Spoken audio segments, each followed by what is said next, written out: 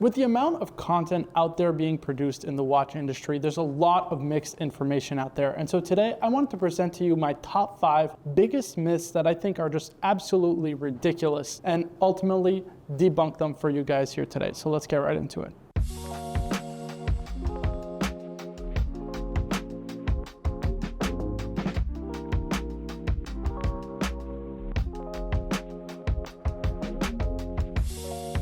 Guys, before the video starts, I just want to ask you guys kindly to like the video, to subscribe for more videos in the future. The last video did insane. We're just over 5,500 subscribers. It's absolutely amazing to see. I'm pushing to hit 10K by the end of the year, so I'd really appreciate all of your support. Housekeeping item, myself and my friend JJ from the Watch Hangout are actually giving away a free Omega Speedmaster watch that's valued at over $5,000. If you want to join and participate in the giveaway, I'll leave the video down in the description below where it tells you all the details on how to enter the giveaway. Guys, it's a free Omega Speedmaster valued at over $5,000. There's truly no reason why you shouldn't sign up. All right, so top 5 myths of the watch industry. I know there's a lot of them, but these are the 5 most prevalent that I see personally. Today's YouTube landscape, Instagram landscape, and of course just all the general social media landscapes have a ton of information out there that give a lot of mixed information and mixed signals, from armchair experts to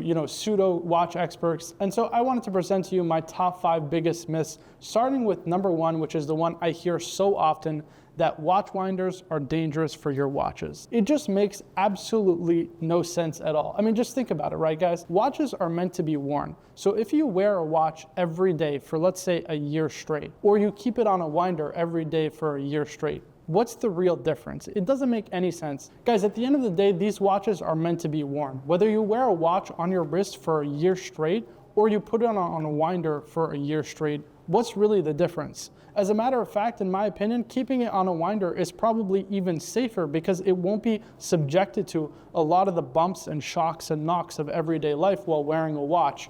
And so for that reason, I think it's just absolutely ridiculous. Now, I understand the premise behind the argument, right? Essentially that it creates wear and tear on the parts, and that's totally true. If you drive a car every day for a year straight, eventually you're going to have some service and maintenance needed on the car itself, and it's no different for watches as well. But again, like how cars are meant to be driven, watches are meant to be worn. And so if you're telling me that keeping the watch wound is harmful for the watch, then should we just not wear watches at all? So for these reasons, I just think it's simply a myth. Again, I'm not saying that you should wear your watch or keep it on a winder every day for a year straight. Giving your watch a rest every once in a while is not a bad idea. It allows things to kind of cool down. And of course, it's just good, generally speaking, to give your watch a rest. Standard practice, I think most watchmakers and watch experts would agree with that. But again, whether you choose to wear your watch for a year or put it on a winder for a year straight, there's no real difference in the premise, right? You're still keeping the watch mechanically wound. And again, watches are meant to be worn, people. They're not meant to be hidden in a cupboard and not see the light of day. So for me, the premise behind the idea of watches, or winders rather, are dangerous for your watch, it just doesn't make sense. And it's a lie that I kind of hear repeated over and over again without the real context behind it. Again, it's good to give your watches a rest. However, watches are still meant to be worn, guys. And so using a winder is not as harmful for your watch as many people let on. Now, the second myth I hear a lot is only servicing your watch when something goes wrong. That doesn't really make much sense, right?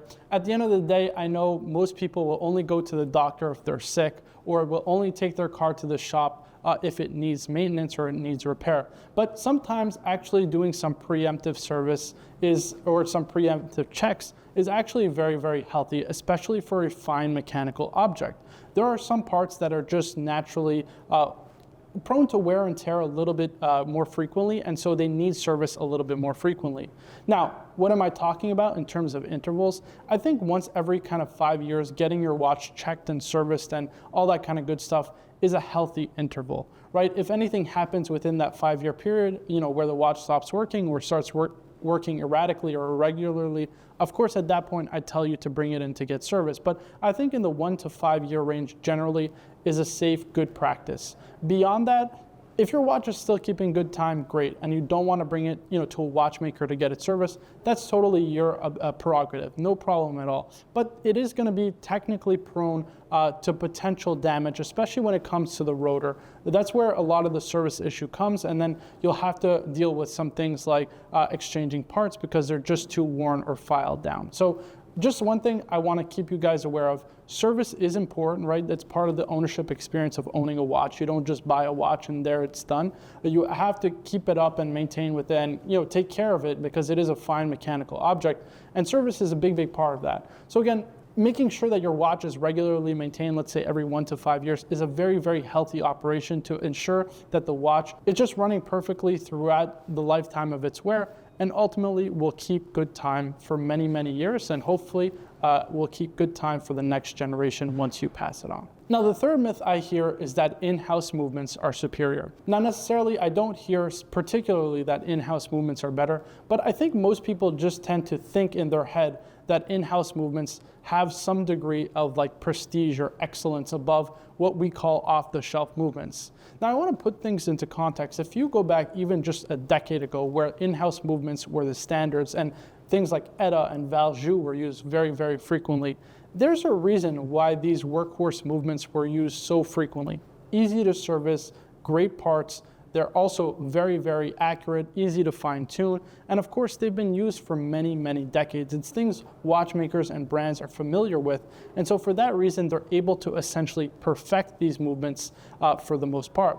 Now, of course, I'm a big fan of the in-house movement craze for a particular reason. It pushes ingenuity in the watch industry.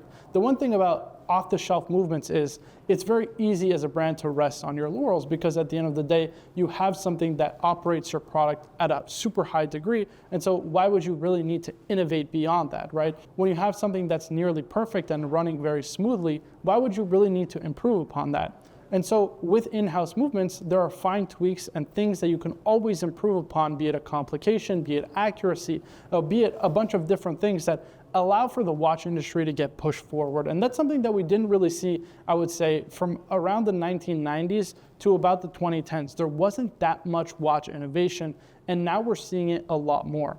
This was mainly pushed, I would say, by the independents who came out firing with crazy innovative movements, of course at a variety of price points, but it was just amazing to see new innovations in the watch industry where things were very, very stagnant.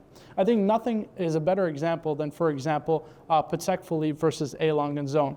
In 1998, Patek Philippe launched the reference 5070, which of course had that famous Lamania caliber, an amazing caliber, one that is a workhorse movement and amazing, of course, used by so many brands in the watch industry and is still used today just because of how good it is.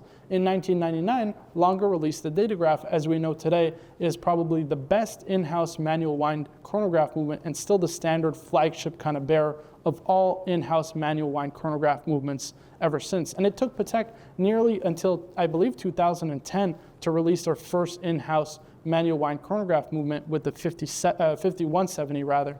And so, again, it's just that idea of producing in-house movements generates more ingenuity from watch brands, and that's why I'm a big fan of it. But particularly speaking, in-house movements are not generally better than off-the-shelf. Now, my fourth myth is the idea that more expensive equals better. Guys, there's so many watches out there that are phenomenal value, especially on the pre-owned market. I just sold, for example, a Breguet chronograph in rose gold with a Lamania base movement, an enamel dial, and a rose gold case that is actually a handmade case for around $20,000. I think about the insane value that you're getting. If it were Patek Philippe AP, if it were Vacheron Constantin, you're talking well into the $35,000+ price range. There's so much great value to be had out there. So price point is really not a differentiator of quality. And that kind of also is attached to my fifth point, which is the point related to watch finishing. There's a lot of people who will describe watch finishing and the finishing of a watch as being really, really good. And I want to kind of dispel a lot of myths because there's a lot of misinformation out there as to how good the finishing of a watch is. Most watches are, especially at the lower price points, just given, of course, the nature of the product, right? It's just going to require less handwork to keep the price point down. don't have that finely finished of a movement. They may look artistically or visually very, very good. They have the perlage on the base plates, or they have, for example, the Geneva striping on the bridges of the rotor, for example. But for the most part, that's all machine finished stuff. When we're talking about fine finishing, we're talking about beveling, we're talking about stuff that really requires an expert hand, a real watchmaker to go in there and works the movement. And of course, at that point, expensive does equal better when it comes to movement finishing. But again, you can get tremendous values out there. I mean, I think about a brand like, for example, Glashütte Original, which gives you, in many cases, double swan neck regulators with hand engraved balance cocks. That is true hand finishing in most cases under $10,000 or in the under $20,000 price range, which you frankly won't even see from brands like AP, Patek, or even Vacheron for that matter, which you won't even see, for example, in most high-end independents. So guys, there's a lot of value to be had out there, especially when it comes to things like finishing, things like dial components, and of course, what I think is so underrated, cases, which are just so overlooked. But there's amazing watches out there to be had if you are willing to look. And of course, if you're willing to expand your mind and be open to new things. Guys, these are my top 5 myths of the watch industry. I hope you enjoyed watching this video. Let me know down in the comments, what are some of your biggest myths that you feel are just absolutely ridiculously overtold in the watch industry today. Again, I'd really appreciate it if you hit the like button. If you subscribe for more videos like this in the future, I'd really like to hit 10,000 subscribers before the end of the year. Guys, my name is Marco for the Burdines Jewelry YouTube channel. I'll see you in the next one.